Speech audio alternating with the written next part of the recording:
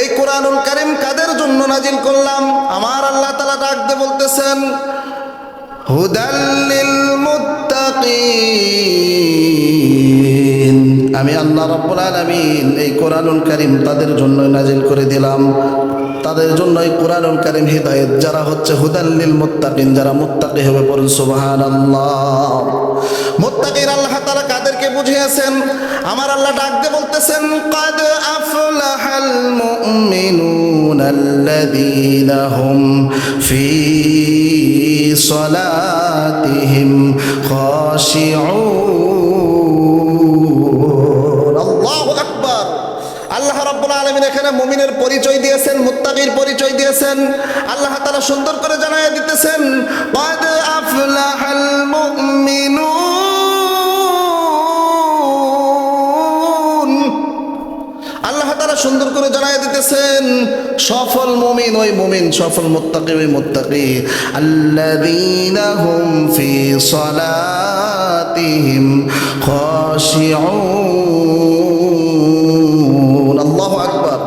যারা তারাই হচ্ছে সফলতা অর্জন করলো, তারাই সফল হলো দুনিয়ার জমিনে, যারা তাদের নামাজ, যাদের সালাত, তাদের সালাত নামাজটা তারা খুশু খুদুর সহিত আদায় করলো। পড়ুন সুবহানাল্লাহ। এখানে আল্লাহ তাআলা মুমিনের পরিচয় দিতে গিয়ে নামাজের কথা উল্লেখ করেছেন। তার মানে বোঝা গেল সর্বসাকুল্যে মুমিনের পরিচয় হবে সর্বপ্রথম আল্লাহর সঙ্গে মুমিনের কথা হবে কিসের মাধ্যমে? নামাজের মাধ্যমে। কিসের মাধ্যমে? নামাজের মাধ্যমে। আল্লাহ রাব্বুল আলামিন বলতেছেন ইন্নাস সালাতা তানহা আনিল ফাহশাই ওয়াল মুনকার। নামাজ এমন একটি জিনিস, নামাজ এমন একটি বিষয়, নামাজ সমস্ত কাজ, সমস্ত গুনার কাজ থেকে একজন মুমিনকে বিরত রাখে। বলুন সুবহানাল্লাহ। আল্লাহ তাআলা বলতেছেন যে ইন্নাস সালাতা তানহা আনিল ফাহশাই ওয়াল মুনকার। এই নামাজই পারে তোমাদেরকে ফাহেসা, তোমাদেরকে গুনার কাজ থেকে বিরত রাখতে। পারুন সুবহানাল্লাহি ওয়া বিহামদিহি। প্রিয় ভাইয়েরা আমার, তাহলে বোঝা গেল আল্লাহ রাব্বুল আলামিন আমাদেরকে যে দায়িত্বটা দিয়েছেন, নামাজের দায়িত্ব, গুরুত্ব, নামাজের যে গুরুত্বটা আমাদেরকে আল্লাহ তাআলা দিয়েছেন, এই গুরুত্বটা কিন্তু আল্লাহ রাব্বুল আলামিন আমাদেরকে কিন্তু সাধ্যের বাইরে দেন নাই, দিয়েছেন। কি বলেন? আল্লাহ রাব্বুল আলামিন সুন্দর করে জানাইয়া দিতেছেন লা ইউকাল্লিফুল্লাহু নাফসান ইল্লা উসআহা। আল্লাহু আকবার বলুন। আল্লাহ রাব্বুল আলামিন বলতেছেন আমি কারো সাধ্যের বাহিরে কাউকে কোনো কিছুই চাপিয়ে দেই না। কি করি না? আমি কারো সাধ্যের বাহিরে কোনো বান্দা বান্দিকে কোনো কিছুই আমি চাপিয়ে দেই না।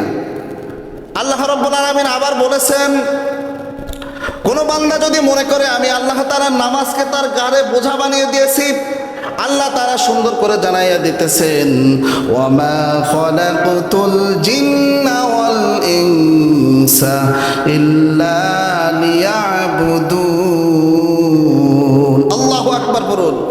আল্লাহ রাব্বুল আলামিন বলতেছেন যে আমি বান্দা এবং বান্দিকে, জিন এবং ইনসানকে শুধুমাত্র সৃষ্টি করেছি ইল্লা লিয়াবুদুন, তারা যেন দুনিয়াতে গিয়ে আমার কি করে? ইবাদত করে। এখন বলেন তো আমরা দুনিয়ার জমিনে কি ইবাদত করতেছি?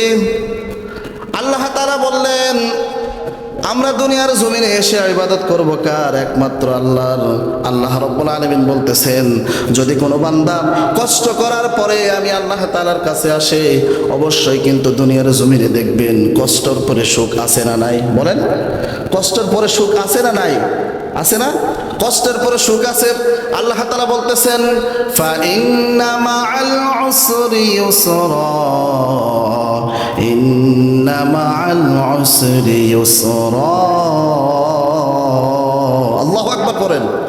আল্লাহ রাব্বুল আলামিন বলতেছেন অবশ্যই কষ্টের পরে সুখ আছে, শান্তি আছে, কষ্টের পরে স্বস্তি আছে।